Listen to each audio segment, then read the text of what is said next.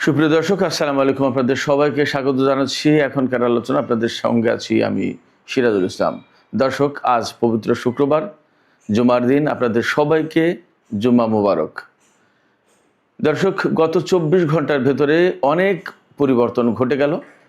মার্কিন president Donald Trump হুমকি দিয়েছেন ইরানের উপরে নজিরবিহীন হামলা হবে।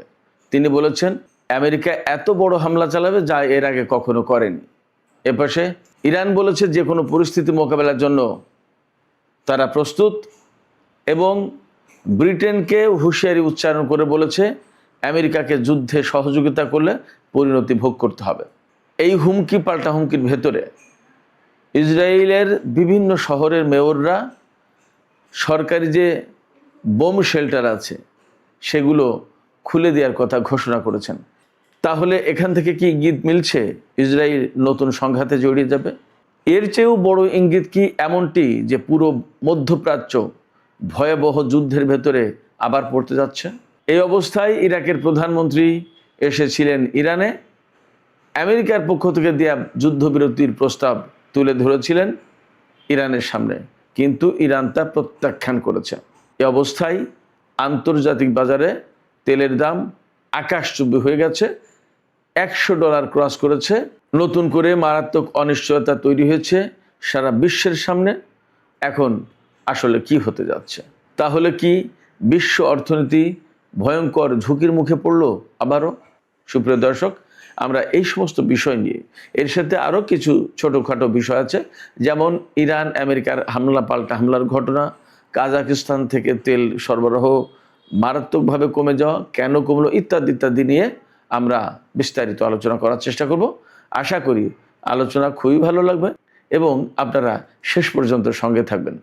ভিডিও যদি ভালো লাগে তাহলে নিশ্চয়ই লাইক, কমেন্ট, শেয়ার করবেন এবং চ্যানেলটি সাবস্ক্রাইব করে সাথেই থাকবেন। দর্শক, চলুন আমরা মূল আলোচনায় চলে যাই। মার্কিন প্রেসিডেন্ট ডোনাল্ড ট্রাম্প এক্সিওস পত্রিকাকে দেয়া সাক্ষাৎকারে সুস্পষ্ট ঘোষণা দিয়েছেন যে তিনি ইরানের উপরে নজিরবিহীন হামলা চালাতে যাচ্ছেন। ট্রাম্প বলেছেন এত বড় হামলা হবে ইরানের উপর যা এর আগে কখনো হয়নি। তিনি আরও বলেছেন ইরানকে শাস্তি দিয়ে এখনও শেষ হয়নি, ইরান এখনও আসল শাস্তির মুখে পড়েনি। তিনি বলেছেন আমি ইরানের বিরুদ্ধে যে ভয়াবহ হামলা চালাতে যাচ্ছি সেই ব্যাপারে সিদ্ধান্ত চূড়ান্ত করার একেবারে কাছাকাছি। যে কোনো মুহূর্তে এই সিদ্ধান্ত চূড়ান্ত হবে এবং ইরানের উপরে ভয়াবহতম হামলা হবে। প্রশ্ন হচ্ছে আমেরিকা এই রকমের ভয়াবহ হামলা চালানোর আর কি বাকি রেখেছে এবং কি দিয়ে তিনি হামলা চালাবেন? আমেরিকার হাতে সম্ভবত পরমাণু অস্ত্র ছাড়া আর নতুন এমন কোনো অস্ত্র নেই যা আমেরিকা ইরানের উপরে ব্যবহার করেনি। মার্কিন প্রেসিডেন্ট ডোনাল্ড ট্রাম্প কিন্তু অনেকদিন ধরেই এই ধরনের হুমকি দিয়ে আসছেন।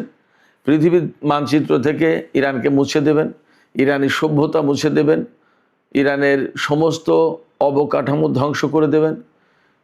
এরকমের অনেক অনেক হুমকি দিয়েছেন, কিন্তু কোনোটা বাস্তবায়ন করতে পারেননি। এবং আসলে আমেরিকা এগুলো বাস্তবায়ন করতে পারবে কিনা এবং এই ধরনের হামলা চালালে তার পরিণতি কি হবে সেটাও সম্ভবত ডোনাল্ড ট্রাম্পকে মাথায় রাখতে হচ্ছে।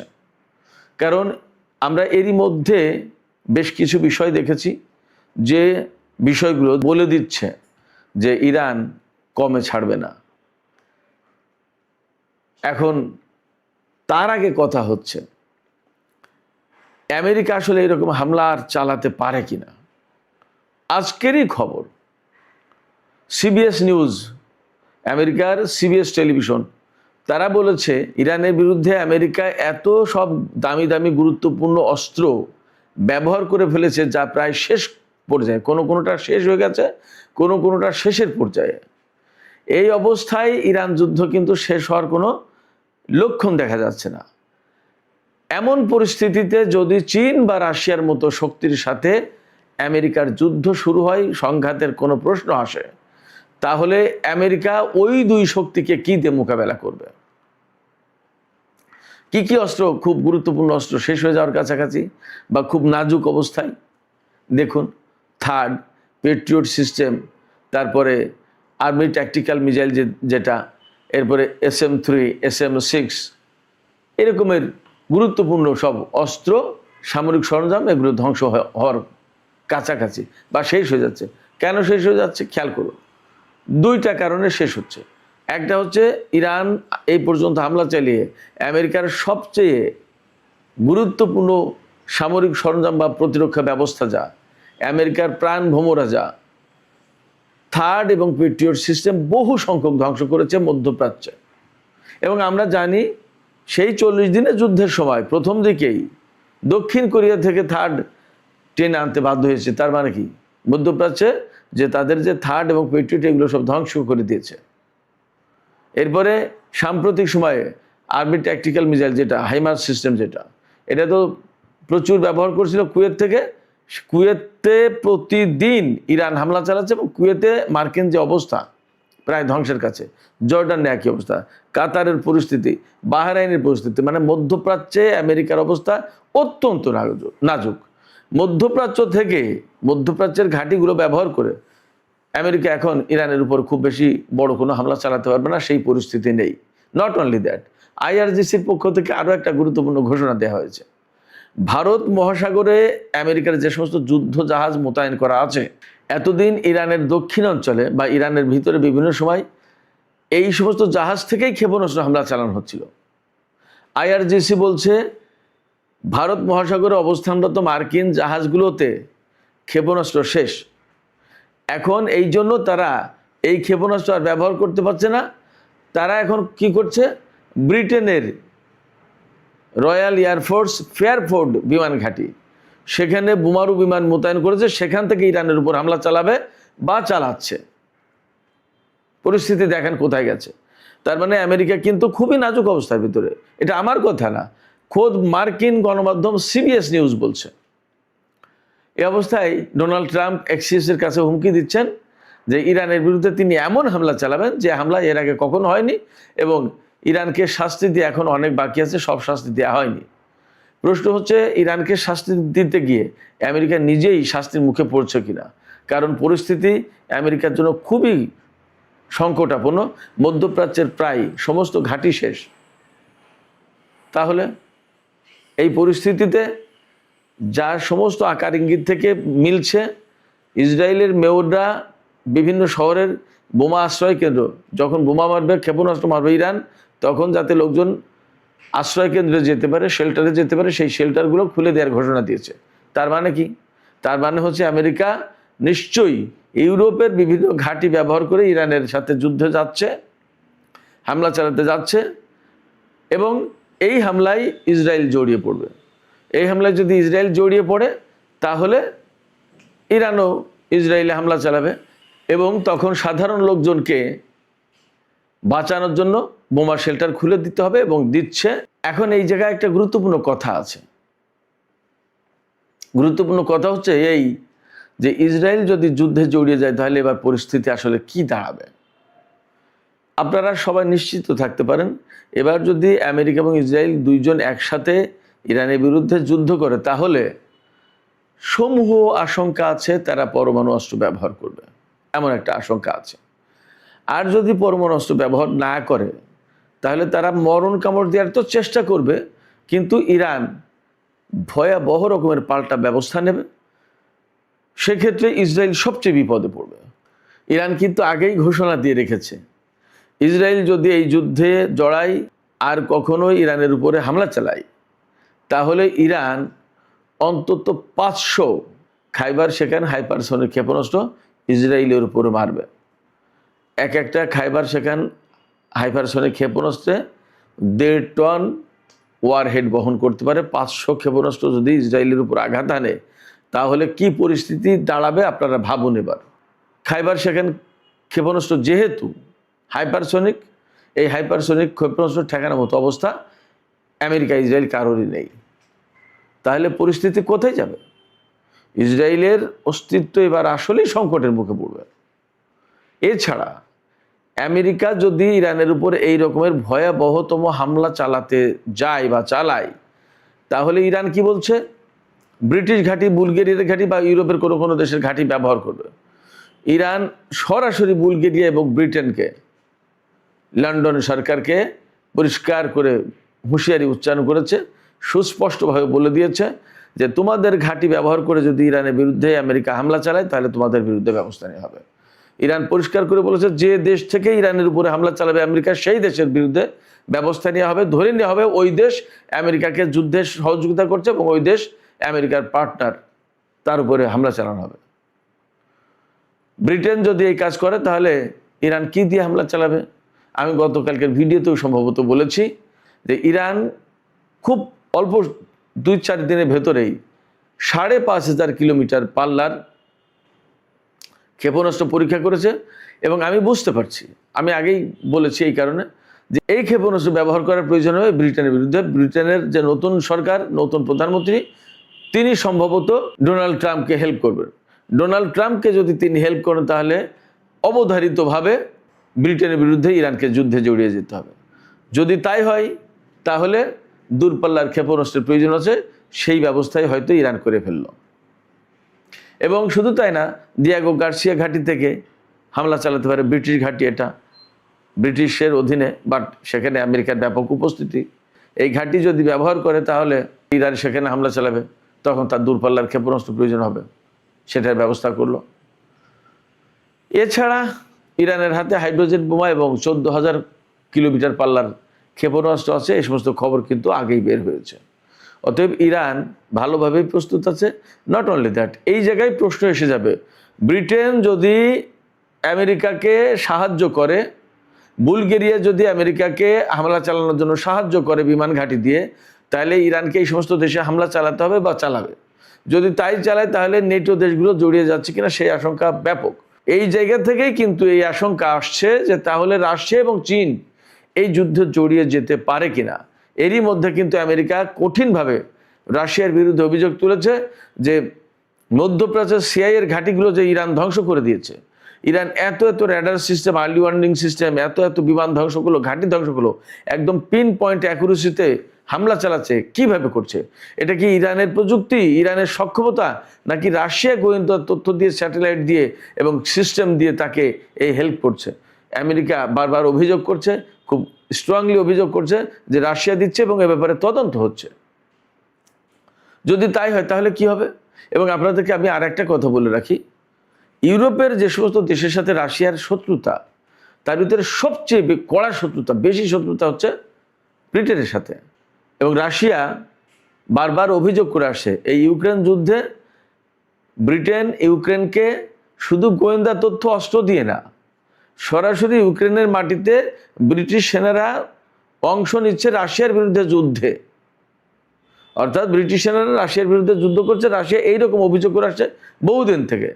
তার মানে হচ্ছে যে যখন ব্রিটেন এইখানে ইরানের সাথে জড়িয়ে যাবে যুদ্ধে, তখন কিন্তু এই যুদ্ধ বৃহৎ অঙ্গনে ছড়িয়ে পড়ার আশঙ্কা আছে। এবং আমি আবারও আশঙ্কা ব্যক্ত করছি, এই জায়গা থেকে এরকম সূত্র ধরে ছোট ছোট ছোট ঘটনা থেকে কিন্তু বৃহত্তর যুদ্ধ, এমনকি তৃতীয় বিশ্বযুদ্ধ শুরু হতে পারে, এমন আশঙ্কা আছে। অবশ্যই এ পাশে আরেকটা কথা থেকে যাচ্ছে, মার্কিন প্রেসিডেন্ট যে হুমকি দিয়েছেন, ইসরায়েল যে বোম শেল্টার খুলে দিচ্ছে, ইরানের নিযুক্ত ব্রিটেনের রাষ্ট্রদূত ব্রিটিশ দূতাবাসের যে সমস্ত স্টাফ, ডিপ্লোম্যাট আছে, তাদেরকে ইরান থেকে সরিয়ে নিয়ে যাওয়ার প্রচেষ্টা চালাচ্ছে। এবং এই ব্যাপারে একটা গোপন খবর বের হয়েছে যে তিনি ইউরোপীয় যত রাষ্ট্রদূত তাদের সবাইকে ডেকেছিলেন এবং এই প্রস্তাব দিয়েছিলেন যে আমরা ইরানের উপর একটা রাজনৈতিক, কূটনৈতিক চাপ সৃষ্টি করি, কিন্তু অনেকে তাতে রাজি হয়নি। তো এই যে ব্রিটেনের তৎপরতা, আমেরিকার হুমকি, ইসরায়েলের এই যে বোম শেল্টার খুলে দেয়া বা তাদের আকার ইঙ্গিতে ইরানকে হুমকি দেয়া, এগুলো নিতান্তই হুমকি, ইরানকে চাপে ফেলার চেষ্টা কিনা সেটা একটা প্রশ্ন। আমরা দেখতে পাচ্ছি গতকালকেই কিন্তু মার্কিন পররাষ্ট্রমন্ত্রী মার্কো রুবিও বলেছিল যে ইরান চুক্তির জন্য মরিয়া হয়ে গেছে। অবশ্য তিনি একই সাথে বলেছিলেন যে আসলে তারা চুক্তি চায় কিনা সেটাও সন্দেহ। আবার মার্কিন প্রেসিডেন্ট কয়েকদিন ধরে বলছেন যে ইরান চুক্তি চাচ্ছে। আবার তিনি যুদ্ধের হুমকি দিচ্ছেন। ইরাকের প্রধানমন্ত্রীকে আমন্ত্রণ জানিয়ে তার মাধ্যমে আলী আল জাইদির মাধ্যমে ইরানের কাছে বিরতির প্রস্তাব পাঠিয়েছে, কিন্তু ইরান সেই যুদ্ধবিরতির প্রস্তাব গ্রহণ করেনি। বলেছে যে না, আমরা কোনো অস্থায়ী যুদ্ধবিরতির দিকে যাব না, আমরা একেবারে চির অবসান ঘটবে যুদ্ধের এইরকম একটা অবস্থার দিকে যেতে চাই। তাতে তারা যদি সেই রকম চুক্তি করতে চায় দেন হবে, আদারওয়াইজ যুদ্ধের ভেতর দিয়েই ফয়সালা হবে। এবং ইরানের পক্ষ থেকে মোটামুটি এখন মোটা দাগে বার্তা হচ্ছে তারা যুদ্ধবিরতিতে বা আমেরিকার সাথে এই ধরনের কোনো আলোচনা যাবে না, কারণ তারা যখনই আলোচনা যাবে তখনই ইরান এতদিন যে কাজ করেছিল আবার সেটা ফুলফিল করবে, অর্থাৎ আবার তারা গুছিয়ে নিতে পারবে। এই জায়গা থেকে ইরান আর যেতে চাচ্ছে না, মোটামুটিভাবে খবর বা তাদের মনোভাব এইরকম। তাহলে কি দাঁড়াচ্ছে? তাহলে দাঁড়াচ্ছে মধ্যপ্রাচ্যে সম্ভবত যুদ্ধ এইভাবে চলতেই থাকবে। আমেরিকাকেই তার পথ বেছে নিতে হবে। সেই জায়গায় হয় তাকে পরমাণু অস্ত্র ব্যবহার করতে হবে, আর না হলে তাকে যুদ্ধ বাদ দিয়ে সরে যেতে হবে। এছাড়া বিকল্প আর কোনো অস্ত্র নেই যা ব্যবহার করে তারা ইরানকে হারাতে পারবে। ইরান অসম্ভব রকমের অ্যাডামেন্ট অবস্থা আছে এই মুহূর্তে। যখন এই রকম পরিস্থিতি, তার মানে ইরান খুব শক্ত অবস্থানে আছে যে তারা কোনো আলোচনা অথবা সোকল্ড যুদ্ধবিরতি, শান্তির উদ্যোগ এই সমস্ত দিকে আর মনে হয় যাবে না। যদি তাই না হয় তাহলে ইরান তার প্রস্তুতিটা ওইভাবে নিয়েই তারপরে এই অবস্থানে গেছে। এই অবস্থায় বিশ্ববাজারে কিন্তু তেলের দাম আবার নতুন করে বেড়েছে। আজকের বাজারের খবর হচ্ছে ব্রেন্ট ক্রুড অয়েল যেটা প্রতি ব্যারেল $100 পার হয়ে গেছিল, একটু কমে $100 এসেছে। আর ওয়েস্ট টেক্সাস ইন্টারমিডিয়েট যেটা সেটা $90 উপরে। তেলের দাম যখনই বেড়ে যাচ্ছে বিশ্ব অর্থনীতি ক্ষতিগ্রস্ত হচ্ছে, অস্থিতিশীল হয়ে যাচ্ছে এবং সারা বিশ্বের চাপ পড়বে, আমাদের উপরে চাপ পড়বে, তাতে কোনো সন্দেহ নেই। হরমুজ প্রণালী এবং বাব আল মানদেব প্রণালী একেবারে আটকা। এর ভিতরে নতুন খবর হচ্ছে কাজাখস্তান থেকে প্রতিদিন তেল উত্তোলন হয় প্রায় 20 লাখ ব্যারেল, আর সেই তেলের প্রায় 16 থেকে 17 লাখ প্রতিদিন রপ্তানি হয়। এবং কাজাখস্তানের তেলের প্রায় 80% বেশি একটা পাইপলাইন দিয়ে রপ্তানি হয়। সেই পাইপলাইনটা কাস্পিয়ান সাগর থেকে রাশিয়ার দিকে গেছে এবং কৃষ্ণ সাগরের তীরে গেছে সম্ভবত। এই পাইপলাইনটা ক্ষতিগ্রস্ত হয়েছে ইউক্রেনের হামলায়, আরও মেনটেন্যান্স আরও বিভিন্ন রকমের সংকট আছে, যার কারণে এই পাইপলাইন দিয়ে এখন তেলের রপ্তানি অনেক অনেক কমে গেছে। বিশ্ববাজারে আর এক চাপ সৃষ্টি হয়েছে। তার মানে দাঁড়াচ্ছে আমরা এই মুহূর্তে এত বেশি অনিশ্চিত অবস্থার ভেতরে তেল গ্যাসের দিক দিয়ে সারা বিশ্বের মানুষ, এতটা অনিশ্চয়তা 40 দিনের যুদ্ধের সময় হয়নি। সেক্ষেত্রে আমি মনে করি, আমি আবারও বলি যে গুরুত্বপূর্ণ রাষ্ট্রগুলোর বা আমাদের বাংলাদেশ সরকারের পক্ষ থেকেও এই ব্যাপারে ডিপ্লোম্যাটিক ইনিশিয়েটিভ অর্থাৎ কূটনৈতিক উদ্যোগ নেওয়া দরকার, যেখান থেকে একটা ভালো রেজাল্ট আসতে পারে, যুদ্ধের অবসান ঘটতে পারে। যুদ্ধের অবসান না ঘটলেও অন্তত তেলের প্রবাহ ঠিক রাখা যায় কিনা তার একটা ব্যবস্থা করার চেষ্টা করা উচিত। এখানে আমেরিকা যতক্ষণ পর্যন্ত হরমুজ প্রণালীতে ইরানের কর্তৃত্ব মেনে না নেবে, অর্থাৎ হরমুজ প্রণালীর ব্যবস্থাপনার দায় দায়িত্ব ইরানের উপরে থাকবে, এটা যতক্ষণ পর্যন্ত আমেরিকা মেনে না নেবে ততক্ষণ পর্যন্ত হরমুজ প্রণালী ইরান খুলে দেবে না। এটা ইরানের অবস্থান একদম পরিষ্কার বোঝা যাচ্ছে। তো বিশ্বের অর্থনীতি এবং তেলের বাজার যদি ঠিক রাখতে হয় তাহলে বাস্তবতা আমেরিকাকে, বিশ্ব নেতৃবৃন্দকে বুঝতে হবে। সুপ্রিয় দর্শক, এখনকার আলোচনা শেষ করব, তার আগে ফিলিস্তিনের একটু সামান্য খবর দিয়ে শেষ করি। ফিলিস্তিনের পশ্চিম তীরের একটি গ্রামে ইসরায়েলি যে সমস্ত অবৈধ বসবাসকারী রয়েছে তারা ফিলিস্তিনিদের উপর হামলা চালিয়েছিল এবং ফিলিস্তিনিরা সেখানে তাদের বিরুদ্ধে প্রতিরোধ গড়ে তুলেছিল। তাতে সেখানে গোলাগুলি হয়, বেশ বড় সংঘর্ষ হয়। সেই জায়গায় এক ইসরায়েলি নিহত হয়েছে এবং 4 জন সম্ভবত বা 8 জন আহত হয়েছে। তাৎক্ষণিকভাবে ইসরায়েলি সেনারা ফিলিস্তিনিদের বিরুদ্ধে যুদ্ধ শুরু করে এবং গোলাগুলি করে 4 ফিলিস্তিনিকে হত্যা করেছে এবং আরও বেশ কিছু আহত। সেখানে প্রচুর সংখ্যক ইসরায়েলি সেনা মোতায়েন করা হয়েছে নতুন করে এবং ইসরায়েলের প্রধানমন্ত্রী থেকে শুরু করে অর্থমন্ত্রী, সব পর্যায়ের মন্ত্রী এই নিয়ে বিবৃতি, বক্তব্য, নানান রকমের কথাবার্তা বলছে। তার মানে আশঙ্কা করা হচ্ছে পশ্চিম তীরে আবার গাজার মতো একটা বড় অভিযান হয়তো ইসরায়েল চালাতে যাচ্ছে এমন আশঙ্কা জোরালো। দেখা যাক পরিস্থিতি কোথায় যায়। তো সুপ্রিয় দর্শক, এখনকার আলোচনা এখানে শেষ করতে চাইছি। আলোচনা শেষের আগে আপনাদের কাছে প্রশ্ন রাখি, আপনারা কি ভাবছেন? মার্কিন প্রেসিডেন্ট ডোনাল্ড ট্রাম্প ইরানের বিরুদ্ধে যে চরমতম হামলা চালানোর হুমকি দিয়েছে, তিনি কি আসলে এটা বাস্তবায়ন করতে পারবেন কিনা, এবং এইরকম হামলা হলে ইরান আসলে প্রতিরোধ গড়ে তুলতে পারবে কিনা, নাকি এই হুমকি শুধুই মাত্র হুমকি, ইরানকে যুদ্ধবিরতি চুক্তিতে বাধ্য করানোর চেষ্টা করা হচ্ছে? আসলে কি আপনাদের মতামত জানিয়ে কমেন্টে লিখতে পারেন। আর ভিডিও ভালো লাগলে আবারও বলি, লাইক কমেন্ট শেয়ার করবেন এবং চ্যানেলটি সাবস্ক্রাইব করে সাথেই থাকবেন। দর্শক, এখনকার আলোচনা এখানে শেষ করতে চাইছি। আপনারা সবাই অনেক অনেক ভালো থাকুন। আল্লাহ হাফেজ।